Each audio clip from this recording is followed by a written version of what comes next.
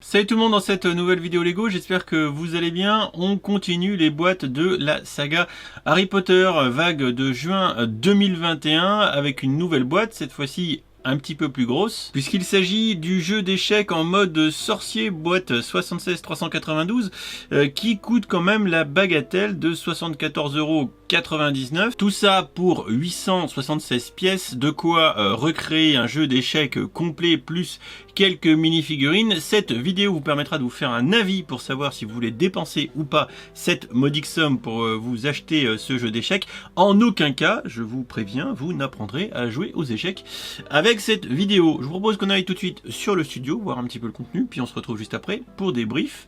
C'est parti! Pour commencer la review de ce jeu d'échecs qui se trouve en face de nous, je vous propose tout d'abord qu'on s'accorde un petit moment sur les mini-figurines qui l'accompagnent. Et on commence tout d'abord avec la figurine anniversaire 20 ans qui accompagne ce set. Et il s'agit en l'occurrence de Severus Rogue, notre professeur de potions, voire même de défense contre les forces du mal préféré, qui est en version du coup golden ici. On retrouve dans son dos le petit logo 20 ans dont je ne suis pas fan, une seule tête par ailleurs qui accompagne cette figurine, faudrait quand même pas non plus dépenser trop d'argent en topographie, et une tronche pas très souriante, mais en même temps le professeur Rogue il sourit pas trop dans les films quand même. On a ensuite Harry dans sa version ch'tite enfant avec les pattes courtes, ici une seule pièce inédite et il s'agit du torse, vous vous en doutez, son pull rouge qu'il porte bel et bien dans la scène du jeu d'échecs du premier film Harry Potter, avec vous voyez la griffure qui correspond à la déchirure, à l'accro sur le pull, visiblement ici brodé main. Là le torse est relativement fidèle à celui qui porte dans le film. Le reste des pièces c'est du déjà vu. Pareil pour Ron qu'on retrouve ici, le protagoniste principal de cette partie d'échecs du premier film. Là encore on a un torse inédit. Alors petit bémol sur la couleur, concrètement j'ai re-regardé le film, le t-shirt serait plutôt vert, et pareil pour la couleur de la chemise, qui est à mon avis pas tout à fait représentatif, qui tire plus dans le vert foncé, mais bon voilà, c'est du détail, mais ceci dit on aurait pu faire un effort. Moi à moins d'être daltonien, j'ai vraiment vu le t-shirt vert. Même sentence pour Hermione qui est ici avec un torse inédit comme ses deux confrères. Alors là concrètement autant le petit sous-pull bleu c'est correct, autant le pull qui est très beau avec un motif sympa, je l'aurais plutôt vu sur fond rouge plutôt qu'avec le fond vert. Voilà, et puis pareil, vu que c'est vraiment un espèce de pull de Noël, ça aurait vraiment pour le coup ici mérité des tampons sur les bras, ça aurait été un vrai plus. Et pareil dans cette scène du film apporte une espèce de petite jupette verte, là des mini jambes grises.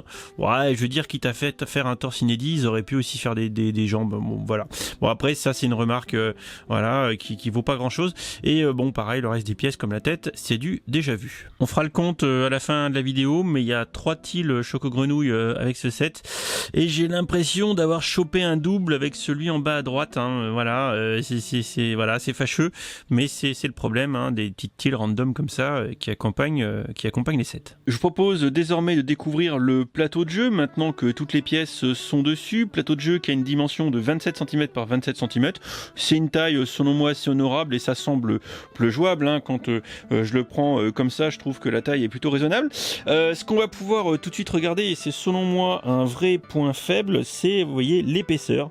On peut vraiment voir que c'est pas très épais, et du coup par rapport à un set qui est existant et dont on parlera tout à l'heure dans la conclusion, pas de quoi ranger les différentes pièces à l'intérieur du plateau comme ça se fait assez souvent dans des jeux d'échecs en bois. On peut ranger les pièces à l'intérieur pour ranger tout le bazar, et là c'est mort, on pourra tout laisser seulement comme ça, on n'aura pas d'autres possibilités. Je vous propose maintenant qu'on aille regarder d'un petit peu plus près les pièces pour voir si elles sont relativement fidèles au film Harry Potter, puisque c'est ça qui en fait finalement la spécificité et pas le reste. On va regarder uniquement les blanches, au pif, parce que de toute façon les blanches et les noires à la couleur près sont globalement identiques. Et tout d'abord on va commencer avec un pion, l'unité de base du jeu d'échecs, voilà. Ici on dirait des petits mineurs qui sont accroupis. Alors il est vrai que dans le film les pions sont grosso modo recroquevillés sur eux. Ils ont bel et bien 2 épées qui sont d'ailleurs plutôt incurvées plutôt que droites, telles que celles qu'on a ici présent, et surtout elles sont rangées sous leurs bras, voilà, sous leurs espèces de carapaces.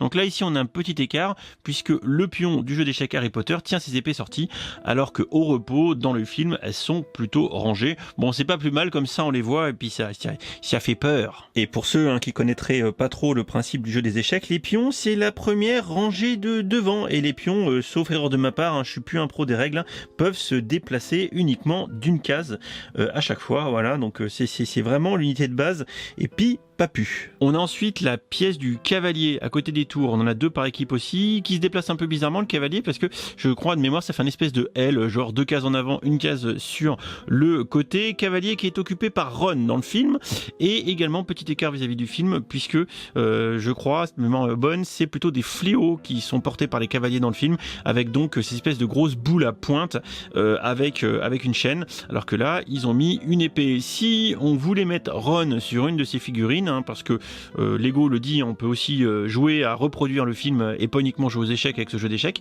eh bien il faudrait faire un petit peu de démontage. Voilà, j'ai vu ça sur la vidéo d'une consoeur youtubeuse Harry Potter en Australie, je crois, qui a fait ça comme ça, c'est pas con. Bon, ça oblige à faire pas mal de démontage quand même, mais si on veut s'amuser, on peut bel et bien mettre Ron sur une figurine, voilà, pour reproduire la scène mythique du film. On a ensuite la pièce du fou, on en a également 2 par équipe, qui se déplacent à la manière de la tour sur toute la longueur du plateau de jeu, mais uniquement en diagonale cette fois-ci, fini les lignes droites perpendiculaires. Ça ressemble relativement au personnage du film, où il y a bel et bien une espèce de bâton avec un espèce de truc comme ça arrondi, utilisé ici avec un fouet. Voilà, bon, c'est peut-être pas ce qu'il y a de plus précis, mais on voit clairement l'intention ici de ressembler au personnage, à la pièce de jeu d'échecs du film. On a ensuite ici la pièce du roi, donc on change d'ailleurs le casque pour lui mettre un casque un petit peu plus badass. Alors il manque un peu les bras à ce roi, bon c'est du mini-scale, du micro-scale pardon. Par contre il a bien sa grosse épée bâtarde comme ça devant lui, qu'il laisse tomber une fois la partie gagnée par Ron, Harry et Hermione.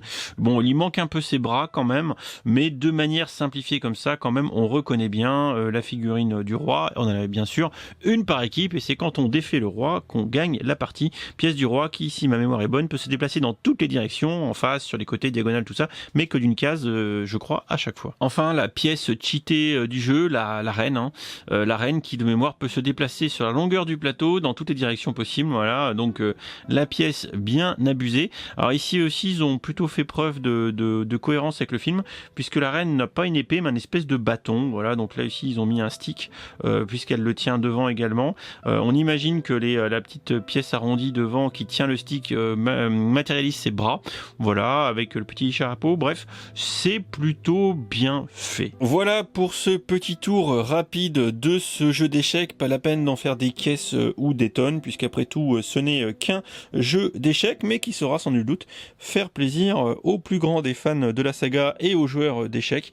Évidemment, je vous propose tout de suite qu'on passe du coup à la conclusion. Pour terminer sur cette petite review, que dire au sujet de ce jeu d'échecs, si ce n'est que c'est un jeu d'échecs, qu'on est globalement fidèle aux pièces de jeu par rapport au film, elles se ressemblent, voilà, donc on va vraiment avoir cette pseudo-impression d'être dans le film Harry Potter à l'école des sorciers avec cette petite boîte, 3 figurines qui sont avec des torses inédits, ça c'est plutôt cool, et la figurine 20 ans du professeur Rogue qui va pousser potentiellement les collectionneurs à acheter cette boîte, ou tout du moins à peut-être essayer de chiner la figurine 20 ans autrement sur le réseau secondaire comme sur Bricklink. Ça va peut-être chiffrer un peu, faudra regarder. Le gros bémol de cette boîte, enfin même il y en a 2 gros bémols. Le premier, c'est qu'on ne peut pas ranger les figurines, enfin les pièces de jeu dans le plateau de jeu. C'est un peu con quand on sait qu'une boîte actuellement encore vendue à 55 balles, le set 40-174 le propose de le faire.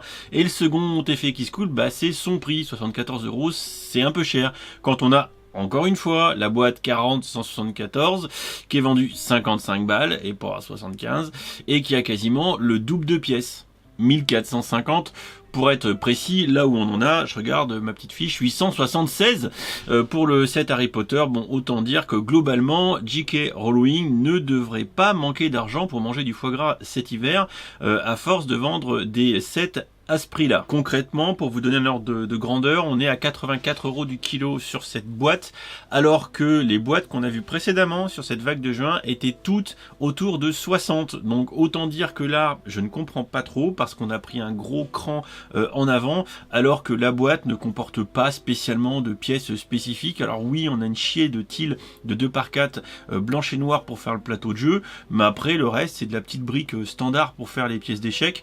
Je vous avoue ne pas trop comprendre un petit peu la philosophie de prix sur cette boîte, que je vous conseille donc d'acheter évidemment en ristourne le plus proche possible de 50-60 €. Ce serait vraiment plus intéressant autour de ce prix là.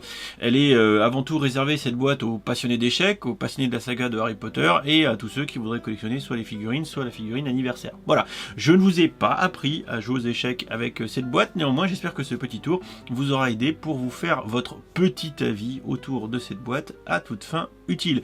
Je vous fais des bisous, je vous dis à bientôt pour une prochaine vidéo, et en attendant je vous attends dans l'espace commentaire pour pouvoir discuter autour de cette boîte. Une bonne soirée à tous, à très vite, ciao ciao.